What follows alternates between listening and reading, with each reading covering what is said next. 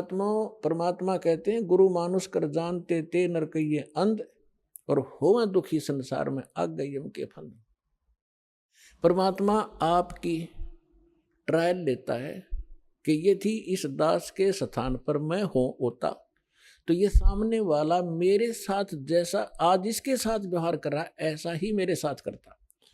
तो इस प्रकार आप जी को इन सत्संगों के माध्यम से वो भक्ति नाशक पॉइंटों से भी आगाह कराया जाता है कि जिस कारण से आपकी भक्ति इन कारणों से नष्ट होती है।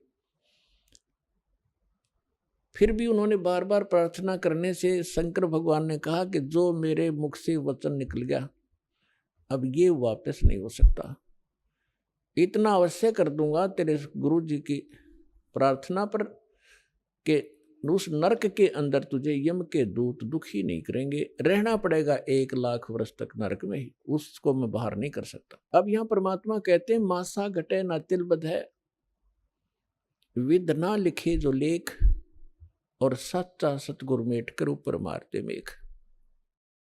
तो ये भगवान केवल उतना ही कर सकते हैं, इससे वो कम और ज्यादा नहीं कर सकते। जो उनकी किसी भी तीन ताप के कारण या प्रारब्ध के कारण जो भी उनको सुख या दुख है उतना ही मिलेगा। अब जैसे किसी मंत्री का मित्र हो कोई, उसकी सजा हो जाती है तो वो मंत्री उस सजा से मुक्त नहीं करा सकता, उसको जेल में तो रहना पड़ेगा, लेकिन उस मंत्री के प्रभाव से वहां के जेलर और कर्मचारी उसको कष्ट कति नहीं देंगे, ये अंडरस्टूड है, लेकिन रहना पड़ेगा जेल में ही। इस प्रकार कागभूषण बता रहे हैं कि मैं ऐसा नालायक था कि उससे पहले के आज मुझे पिछली इतिहास नजर आता है, क्योंकि मैं भक्ति पर हूं।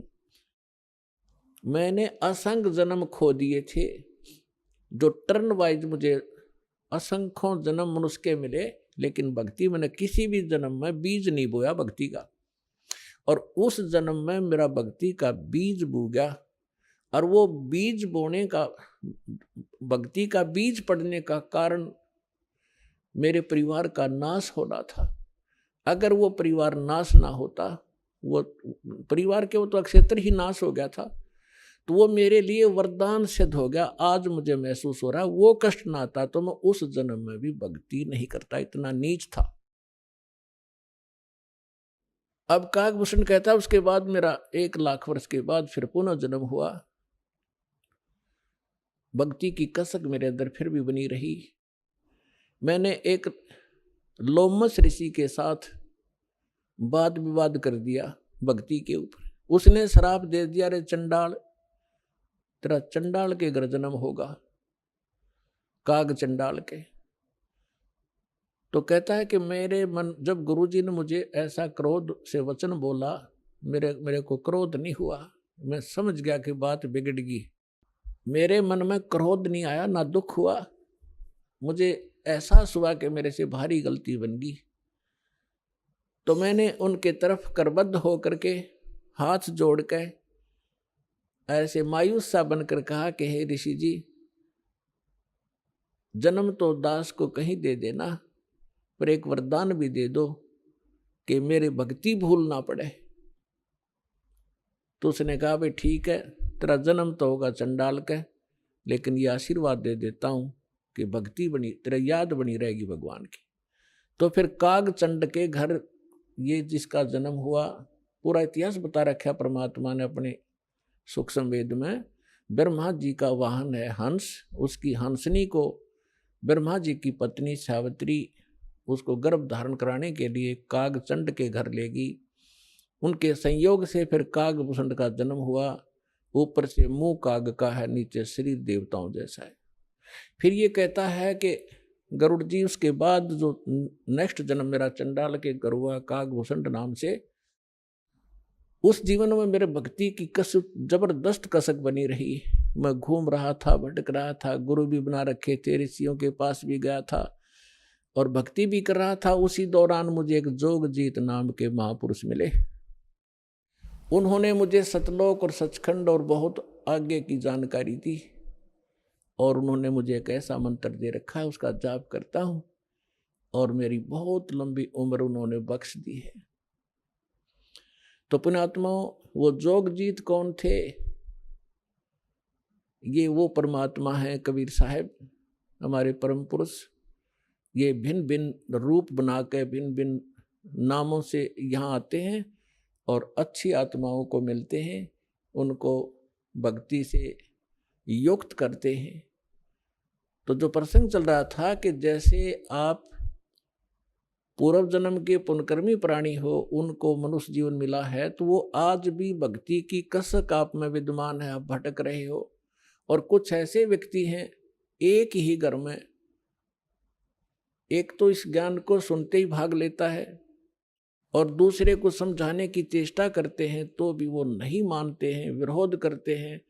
तेने देवी देवता छोड़ दिए, तेने बैठा बैठा दिया है, देवता रुष्ट हो जाएंगे, ये हो जाएगा, नुकसान हो जाएगा, या वो भक्ति करते ही नहीं है। तो इसका कारण बताया परमात्मा ने। कबीर साहब कहते हैं, सठ दल दोनों दीन का, दिल में दोष न धार, सतगुरु का कोई एक है, यू काल का सब संसार। जैसे कोयल जो होती है, ये कोयल अपना अलग से घोंसला बनाकर अंडे नहीं पैदा करती, क्योंकि अलग से वो अंडे देती है तो कौवे उसको खा जाते अंडों को। वो ऐसे सूझबूझ से अपना काम निकालती है। जो मादा काग कौवी कहीं अंडे उत्पन्न कर देती है, उस ताक में रहती है, और जब वो कभी बाहर जाती है अपना आहार करने के लिए, चुग्गा चुगने के लिए, तो पीछे से उसी के घोंसले में अंडे उत्पन्न कर देती। अब वो कभी वापस आती है तो वो 2 के स्थान पर 4 अंडे पाती है, लेकिन वो समझ नहीं पाती है तेरा कौन सा है, दूसरा कौन सा है। तो उन सभी को वो उसको परिवरिश कर देती है, उनसे बच्चे निकाल देती है और उनमें उसका अपना सा मोह हो जाता है।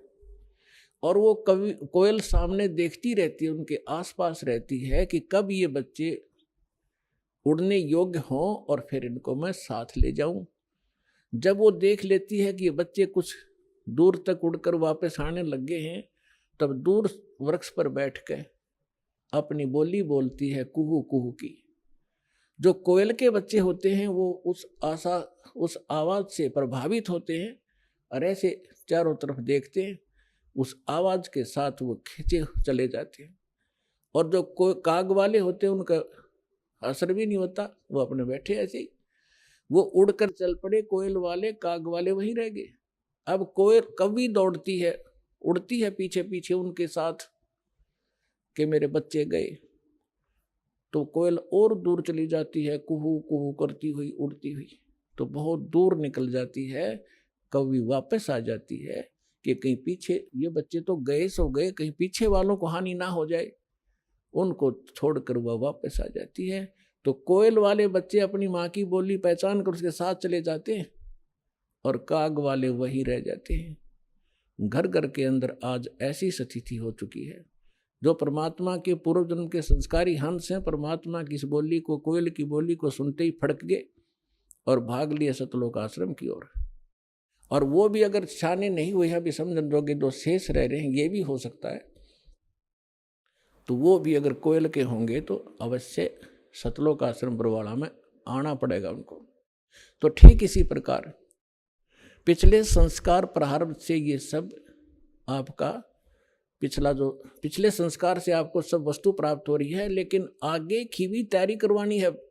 जैसे कागभूषण का पिछला संस्कार नहीं था, ऐसा रीजन बन गया और उसके ऊपर इतना सत्संग की बौछार होगी, ना चाहते हुए भी उसने वहां रहना था।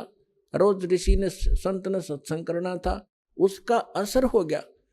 अब जैसे किसी को सर्प डस जाता है और पहले मंत्रों से यंत्र ये सब जतन हुआ करते थे, गारुड़ एक मंत्र सिद्ध कर लेता है वेद का, और उस मंत्र से फिर वो विष उतारता है। तो उस जिसको सर्प ने डसा हुआ है वो अचेत पड़ा है, ना उस मंत्र की लैंग्वेज समझता है, ना आवाज सुन रहा है, लेकिन वो मंत्र फिर भी उसके ऊपर असर करके विष रहित कर देता है और वो सचेत हो जाता है। ठीक इसी प्रकार आज परमात्मा ने यही तरीका बनाया है। ऐसे साधन बना दिए, चिप बनवा दी, वीडियो ये DVD बनवा दी, सुबह दोपहर शाम की आरती कंपलसरी करनी पड़ेगी। अब घर के अंदर जो सदस्य नहीं भी नाम लेना चाहते, और ना सुनना चाहते हो, घर से बाहर कहाँ जाएंगे। आप अपनी आरती भी कर रहे हो, आप अपना मंत्र जाप भी कर रहे हो, आप परमात्मा की वाणी सत्संग भी चला देते हो देर सवेर, तो